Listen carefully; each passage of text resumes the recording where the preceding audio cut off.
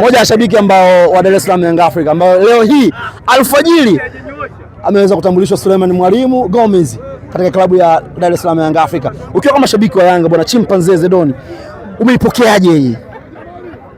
Kiukweli nimeipokea vizuri kwa sababu nimeona uongozi umeongeza kwenye mapungufu. Ile mechi ya juzi tulionekana kuwa mbele pale, sisi hatuna steka mwenyeji aliyozoea ligi. Tumemtoa Depu, tukaja tukamtoa Dube, tukabaki na wageni tupu. Kwa ujio wake Mwalimu kidogo atakuja kusaidia kidogo hadi hawa kina Shuralile watapata uzoefu. Nadhani watakuwa na ziba ya magepo. Mashabiki wa Simba wanasema kwamba mmelipa kisasi kile kilichofanyika kwa Bernard Monsol. Hapana. Hii ni sio kisasi, yani mpira wa bongo ndio ulivyo.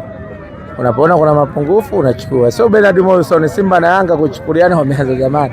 Watu kibao washachukuliwa airport. Hao ndugu zetu washasahau. Wanasema kwamba nyinyi mnawaonea kwa sababu mlifanya hivyo kwa Mohamed Hussein Zimbwe Junior, kwa John Baleke, mmefanya hivyo kwa Israeli Mwenda, lakini bado mnaendelea kuwafuatafuata tu. Leo mmemchukua Gomez. Hatujawaonea, yani Yanga ni klabu ya mpira. Inapoona mchezaji mzuri timu yote inaruhusiwa kumsajili. Timu pekee yenye mastrika wanne. Ni kweli, lakini inategemea na mfumo wa mwalimu. Inawezekana wote wakacheza. Kama unakumbuka kuna kipindi timu kubwa ziliwahi kuwa na wachezaji wakubwa wote wanacheza namba moja, lakini wote wanaweza wakachezeshwa. Bwana, shukrani sana.